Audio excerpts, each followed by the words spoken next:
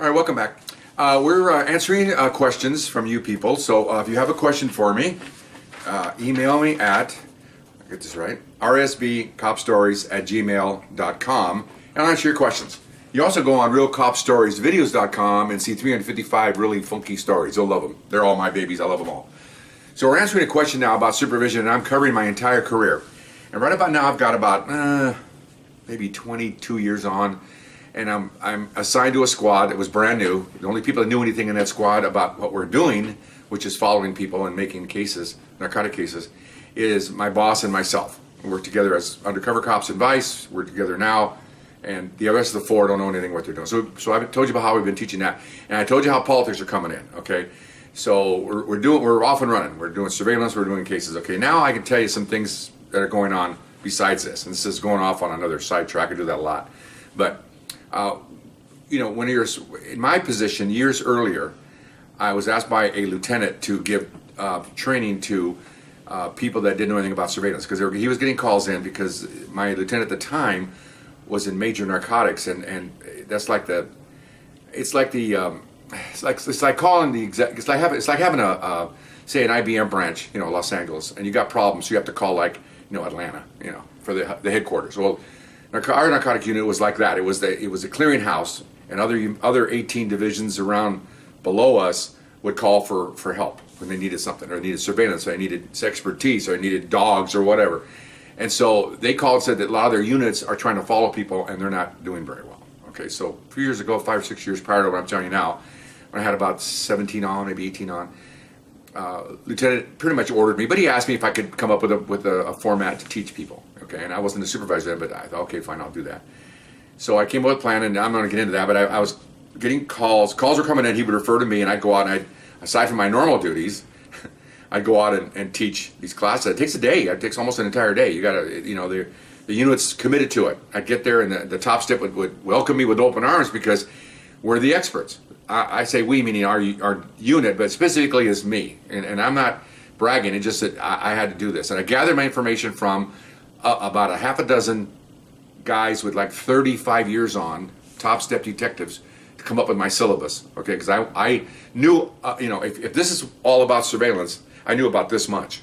Okay, and I thought it was pretty hot stuff. Well, the rest of it is these other guys. And so they were pretty honored that I would call them and ask them to come in there, because everybody's always asking stupid things, and I go in there and say, can you give me 20 minutes of your time? And I go, what's that for? Get a lot of these old guys that have been on for 30 years.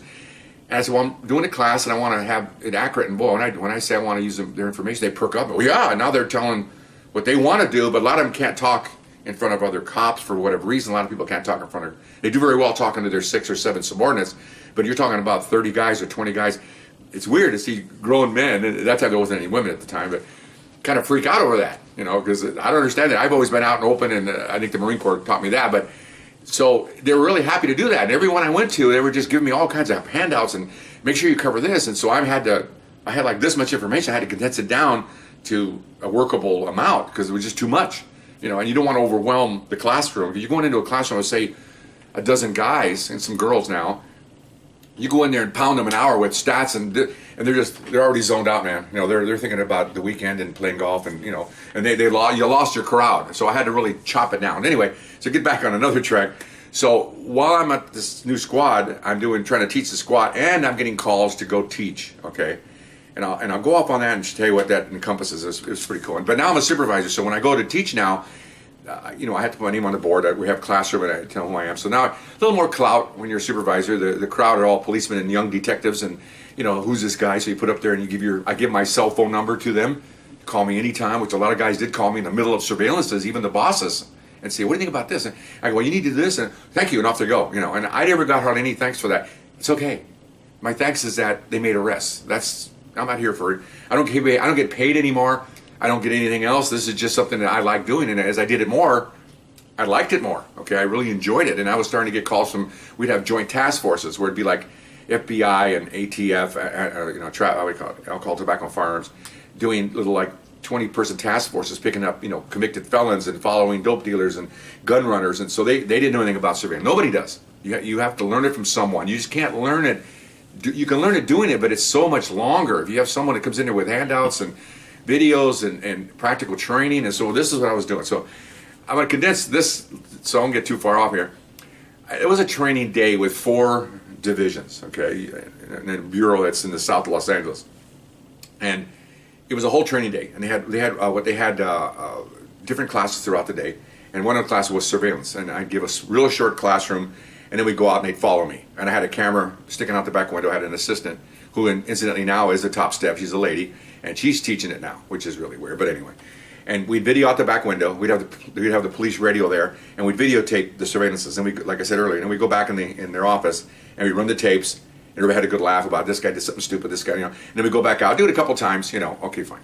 Well, before I started all this, in the beginning of the day, well, let's back up. Before that, I went to Toys R Us, and I got me 3 cars.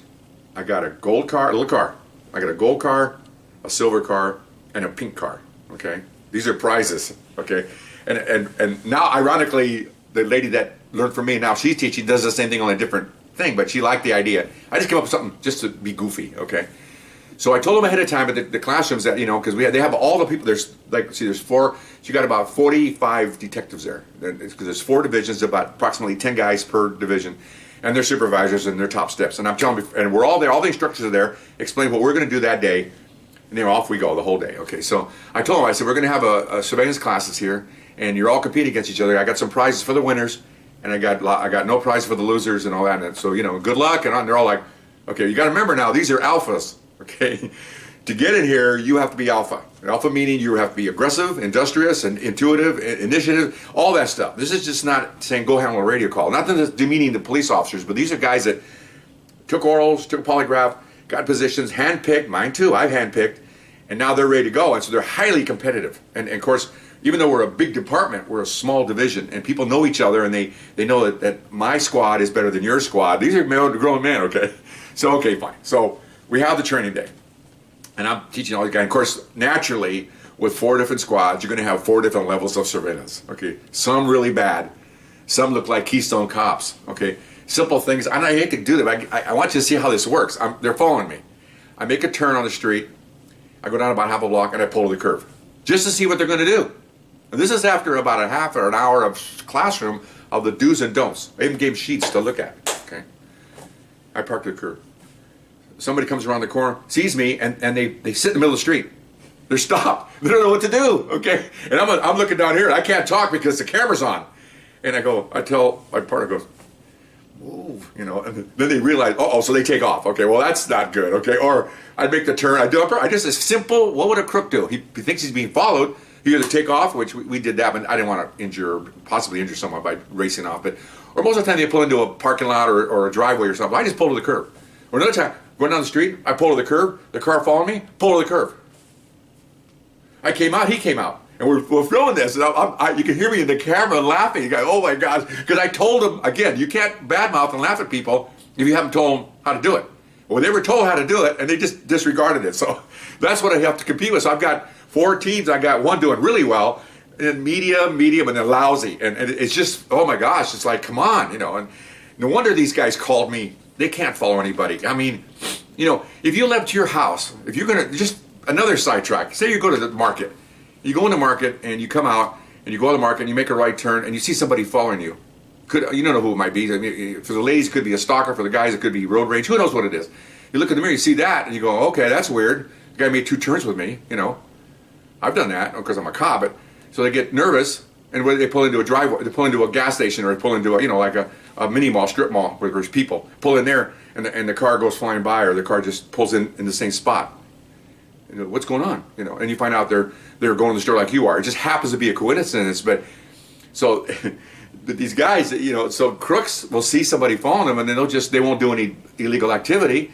They'll take off running, and their cases burn, and they burn these cases within 10 minutes. I mean, it's amazing that they don't listen, and they're doing it. So anyway, I don't want to get into it, but it was that kind of stuff. It was pretty funny, and or I'd sit at a green light, and I wouldn't go for a few minutes, and there's cars behind me, and if you were over here, I'm here, the green light, and there's a car and a car. I didn't go on purpose. This car goes, and this car just stays here. Okay, that's a narc, okay? Okay, or they're like this, right? So I make a right turn, and he makes it all the way across and cuts all the lanes out. Okay, that's a narc. You can't do stuff like that. So this is what was going on. Okay, so now back to the original. So now I do this all day, and I have my assistants and I are taking notes, and we're trying to keep them laughing because the camera's on. And so everybody, and it's kind of funny because, you know, just like I told you in the other videos on realcopstoriesvideos.com, that when you're going to correct someone, they kind of know it's coming. Okay, it's usually in artwork, it's not a surprise when you get counseled or just something, because you know you did something wrong. Maybe you got away with it, and the boss goes, "I want to talk to you," and then you know, oh my God, okay, you got me. Okay, so we go to the end of the day, we're having a barbecue and everything, and everybody's the other units, the other class instructors are talking about how great their class was and all that, and the whole time I'm on the side, and I've got my little bag of goodies, right? I can see most of the guys. They look at the instructor and then they're looking over at me because they know that there's something's happening here. There's going to be either doom or praising going on here. I was really funny to watch them. I'm going, I bet it as a joke, and they're all excited about this freaking award that's going to come. I don't get that. Okay, so now it's my turn. I go, okay, how you doing? You know, we're all eating hamburgers and stuff. You know, having our barbecue afterwards. It was a long day. It was a long day. They even worked them a little bit longer than they probably should have, but that's okay. Everybody enjoyed it. So I go, okay. I said, you know, I told you earlier that, you know, okay, so let me go with 4th place. And it gets nothing. Okay, and I go, and they're all looking at each other. They're all sitting there. There isn't anybody. There's the 4 squads I'm talking about are right here. I'm not talking about anybody. They're all sitting right there because they're all together. You know, everybody sits together. This division is number 4 with no awards. So and so. And again, there's no surprise because they know they sucked. Okay, because we showed the videos. They were horrible. You know, like I told you, they're driving all over each other, and they know they screwed up. So they're like, oh, you know. And of course, the other guys are alive going, you didn't make the cut. And they're just shooting each other. Okay, you know, F-bombs are flying. I'm going, oh, I started a riot here. Okay, so I go, okay, 3rd place, and I reach in my bag, you know. I pull out the pink car, you know, little car. 3rd place, they're all like, you're going to drop the pin, man.